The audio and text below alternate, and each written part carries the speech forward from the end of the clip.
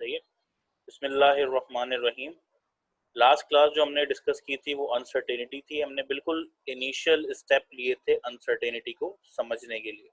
आज हम अनसर्टेनिटी को सॉल्व करने का तरीका समझेंगे कि हम अगर क्वेश्चन में अनसर्टेनिटी दे दी जाए तो आप किस तरह से अनसर्टेनिटी को सॉल्व कर सकते हैं। ओके। अच्छा, अनसर्टेनिटी के कई सारे हिस्से हो सकते हैं, कई सारे शक्लों में आपको अनसर्टेनिटी दिख सकती है, लेकिन बुक के अंदर हमें जो कुछ तरीके बताए गए सिर्फ हम उसी को फॉलो करेंगे, उसी के अकॉर्डिंग आपके पास क्वेश्चन आएंगे। मैंने बुक की स्नैप्स कुछ ली हैं यहाँ पे, सही है, तो उसी से हम पढ़ना शुरू करते हैं।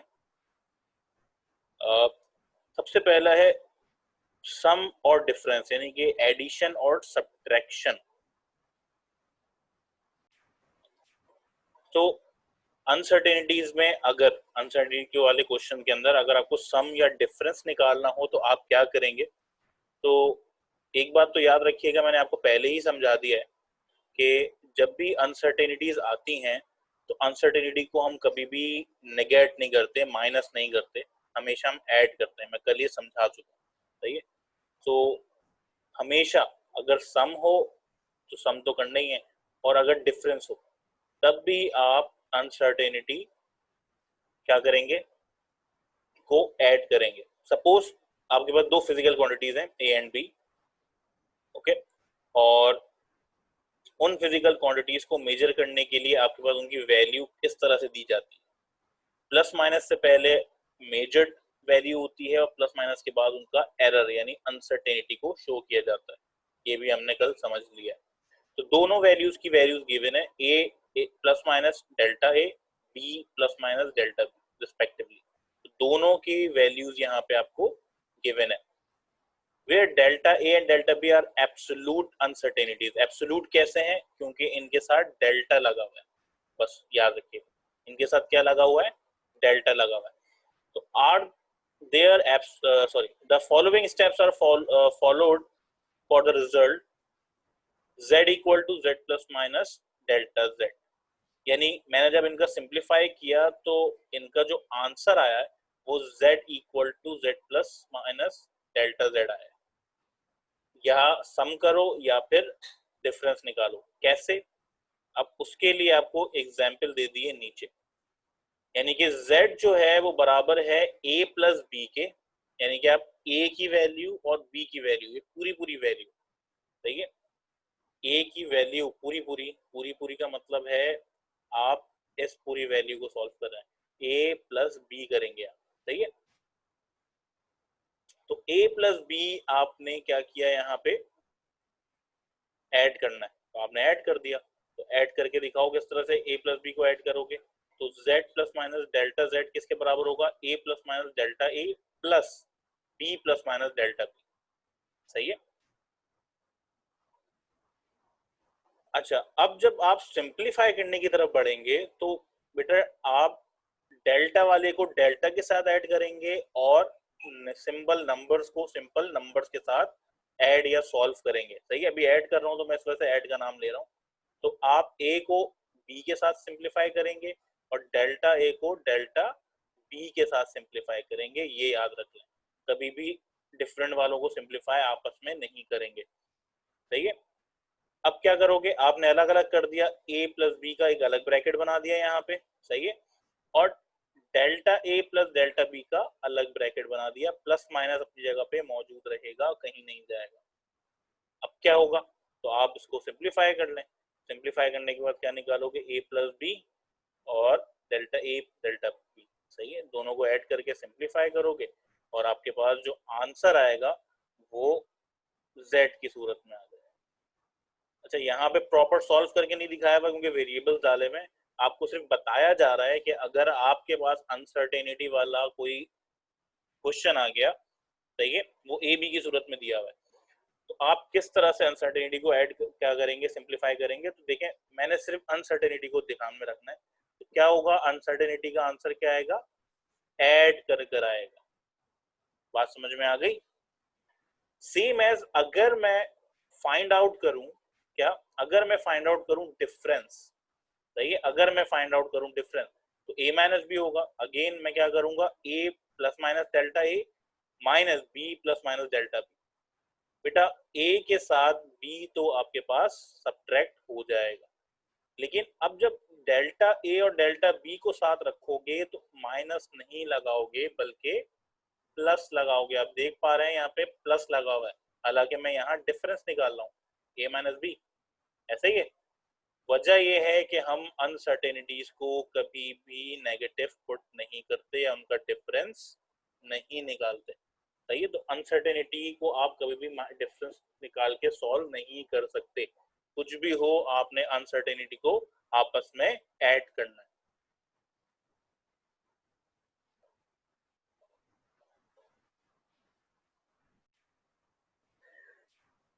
अच्छा, अब अगर माजरत के आपके पास यहाँ पे थोड़ा सा टेक्स्ट खराब आएगा, लेकिन ये मैंने बुक से उठाया हुआ बेटा, वरना मुझे पूरा टाइप करना पड़ जाता। सही है, तो प्रोडक्ट और क्वोशिएंट यानी मल्टीप्लाई और डिवाइड, अगर आपके पास मल्टीप्लिकेशन और डिवीजन वाली कोई कंडीशन आ जाए, ओके, तो अब क्या करेंगे, तो ये कहलाती है फ्रैक्शनल अनसर्टेनिटी। सही है, ये फ्रैक्शनल अनसर्टेनिटी क्या होती है, फ्रैक्शनल अनसर्टेनिटी जिसमें आप मल्टीप्लाई या डिवाइड कर रहे होते हैं। ओके, अगर आपको फ्रैक्शनल अनसर्टेनिटी गिवन है, सही, यानी कि आपको अनसर्टेनिटी वाला नंबर मल्टीप्लाई या डिवाइड करना है, तो आपका पहला काम होगा, आप पहले उसको परसेंटेज में कन्वर्ट करेंगे, देन फिर उसको ऐड करेंगे, क्योंकि मैंने कह दिया है कि अनसर्टेनिटीज ऑलवेज बी एडेड, हमेशा क्या होती हैं, ऐड होती हैं। अनसर्टेनिटीज हमेशा ऐड होती हैं।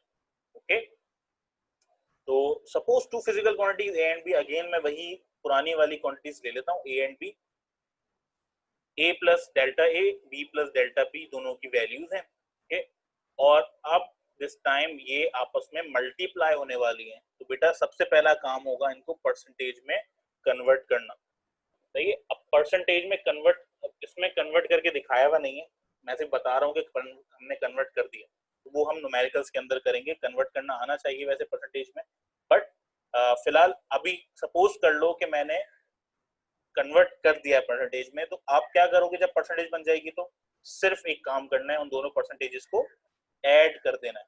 गौर करिएगा, इसकी एग्जांपल भी मौजूद है मल्टीप्लाई और डिवाइड की। तो प्रोडक्ट के लिए पहले क्या करेंगे भाई, z का आंसर आने वाला है a मल्टीप्लाई बाय b, ए भी लिखा हुआ है, इसका मतलब मल्टीप्लाई हो रहा है, यानी a की value a plus minus delta a और b की value b plus minus delta b आपस में मल्टीप्लाई होने वाली है। देख रहे हो यहाँ पे मल्टीप्लाई हो रही है। तो अगेन मैं नंबर से नंबर मल्टीप्लाई करता हूँ और अनसर्टेनिटी से अनसर्टेनिटी मल्टीप्लाई करता हूँ, ये भी हमें पता है। अलग अलग वालों वैल्यूज को मल्टीप्लाई नहीं करेंगे। ओके, मैंने मल्टीप्लाई कर दिया दोनों को आपस में। अब a से b तो मल्टीप्लाई हो सकता है, बट डेल्टा a से डेल्टा b मल्टीप्लाई नहीं हो सकता। तो आपका क्या काम है, आपकी जिम्मेदारी है, आपकी ड्यूटी है, convert the fraction into percentage uncertainty. तो फ्रैक्शनल अनसर्टेनिटी को आप परसेंटेज में कन्वर्ट करेंगे, वो तरीकेकार हम पढ़ लेंगे। सही है, फिलहाल क्या करा है मैंने, a को परसेंट में कन्वर्ट कर दिया, b को परसेंट पे कन्वर्ट कर दिया, हमारा काम यहाँ पे हो गया। जैसे ही परसेंट पे कन्वर्ट होगा, अब पुराना तरीका इस्तेमाल करो, a को a से मल्टीप्लाई करो भाई। सही है, a को b से मल्टीप्लाई करो, ये कर दिया मैंने यहाँ पे, a को b से मल्टीप्लाई। अब और परसेंटेज वाले a और b को क्या करना है, आपस में ऐड करना है। परसेंटेज वाले a और b को आप क्या करेंगे, आपस में ऐड करेंगे बस। तो a और b को यहाँ पे ऐड कर लो, ये कर लिया मैंने यहाँ पे ऐड। देखो क्या मेहनत करी हमने, सिर्फ परसेंटेज में कन्वर्ट करने की मेहनत करी। बस a b को मल्टीप्लाई करो, डेल्टा a डेल्टा b को ऐड करो, आपके पास आंसर आ जाएगा। ओके, कुछ क्वेश्चन में कहा जाता है कि आप परसेंटेज से वापस फ्रैक्शनल में आ जाएं, तो वो भी हो सकता है। जिस तरह से परसेंटेज पे गए थे उसी तरह से उल्टे पांव वापस आ जाओ, आप वापस से फ्रैक्शनल अनसर्टेनिटी में वापस आ जाओगे। रिक्वायरमेंट होती है कुछ जगहों की, परसेंटेज में आंसर नहीं होता, कुछ जगहों पे परसेंटेज में भी आंसर होता है, तो आप यहाँ पे भी रुक जाएंगे तो कोई मसला नहीं है ऐड करने के बाद। अगर चाह रहे हैं फ्रैक्शनल में कन्वर्ट करना तो आप फ्रैक्शनल में भी वापस आ सकते हैं, आपकी मर्जी है। ओके, सेम एज डिवीजन में भी बात है, सही है। डिवीजन में क्या बात है भाई, डिवीजन में बात ये है कि आपने ए और बी को डिवाइड करना है, लेकिन फिर से जिम्मेदारी बनती है अगर डिवाइड कर रहे हो तो ए और बी के अनसर्टेनिटी को परसेंटेज में कन्वर्ट करना, सही है। परसेंटेज में कन्वर्ट कर दिया, अब क्या करोगे, ए बी को डिवाइड करो, कर दिया भाई, ए बी को यहाँ पे डिवाइड, और डेल्टा ए और डेल्टा बी को ऐड कर लो, कर लिया भाई। ए बी का कोई ना कोई आंसर आ जाएगा, तो और परसेंटेज का भी कोई ना कोई आंसर प्लस में आ जाएगा ऐड करने के बाद। अगर आप चाह रहे हैं कि इसको अगेन फ्रैक्शनल बना दें तो क्या करोगे, परसेंटेज जिस तरह से बनाई थी उसी के उल्टे कदम वापस चले जाओ, वो वापस से फ्रैक्शनल बन जाएगी, सही है बेटा। तो यहाँ पे आपके पास ये टॉपिक कंप्लीट हुआ, प्रोडक्ट एंड क्वोशिएंट वाला आपके पास परसेंट अनसर्टेनिटी। अच्छा, सी पार्ट आपके पास है पावर का, अगर किसी वैल्यू में पावर आ जाए और अनसर्टेनिटी भी मौजूद है, अब क्या करोगे, तो उसका बड़ा आसान सा हल है, उस पावर को उस अनसर्टेनिटी से मल्टीप्लाई करो, सही है। सिर्फ इस कंडीशन में अनसर्टेनिटी के साथ कुछ मल्टीप्लाई हो रहा है और वो पावर है, अनसर्टेनिटीज आपस में कुछ नहीं हो रही, बल्कि अनसर्टेनिटी के साथ आपके पास जो पावर लगी हुई है वो आपके पास मल्टीप्लाई हो जाएगी आगे। फॉर एग्जांपल स्क्वायर लगा हुआ है तो स्क्वायर 2 बन के मल्टीप्लाई हो जाएगा, हाफ पावर यानी कि अंडर रूट है, हाफ पावर है तो वो हाफ पावर 1/2 बनकर मल्टीप्लाई हो जाएगी, okay. The result is converted back into fractional uncertainty which will give absolute uncertainty by rounding of.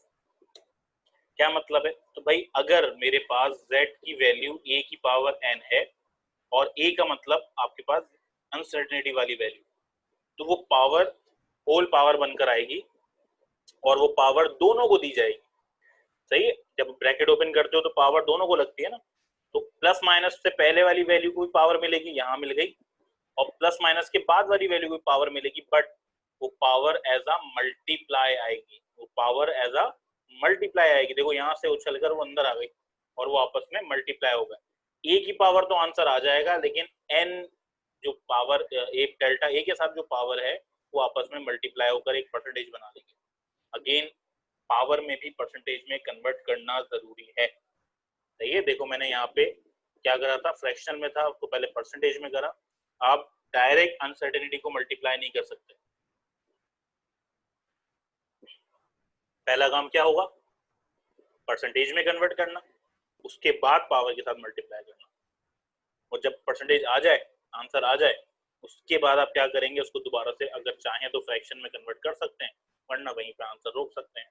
Depend करता है क्वेश्चन में रिक्वायरमेंट क्या है आपकी।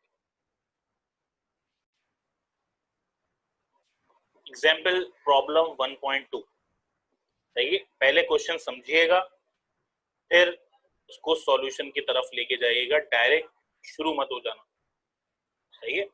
डायरेक्ट शुरू मत हो जाना कि भाई बस अब सॉल्व करना है।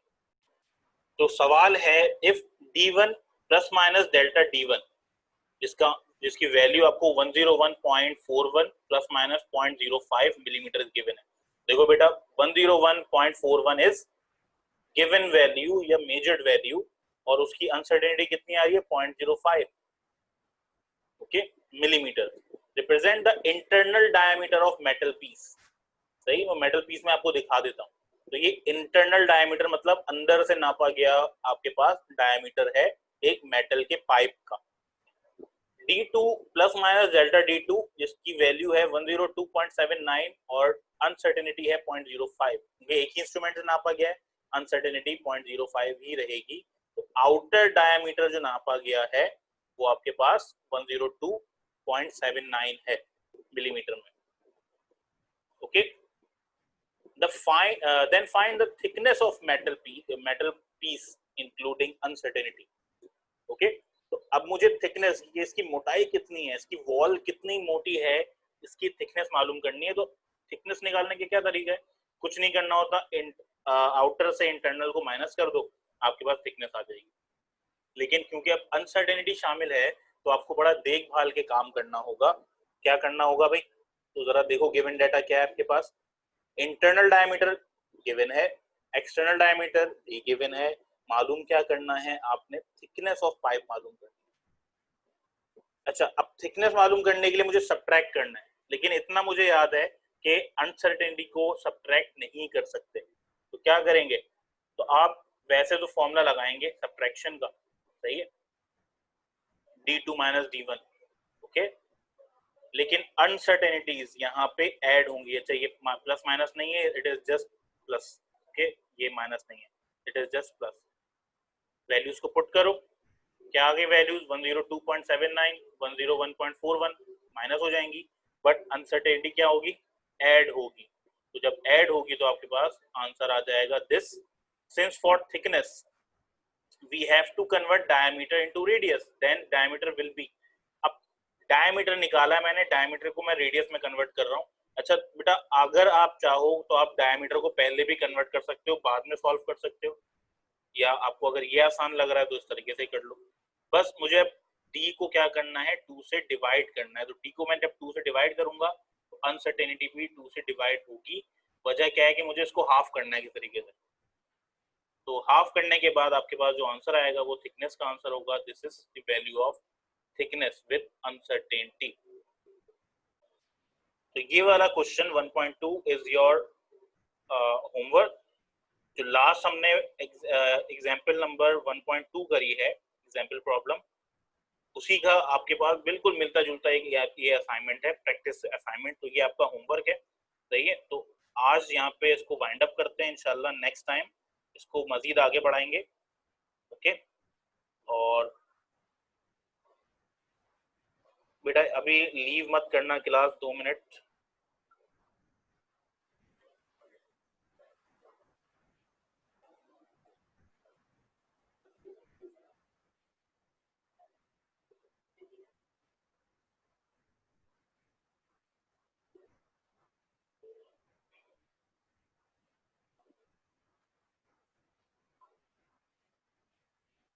So that's all for today. Thank you. Allah Hafiz.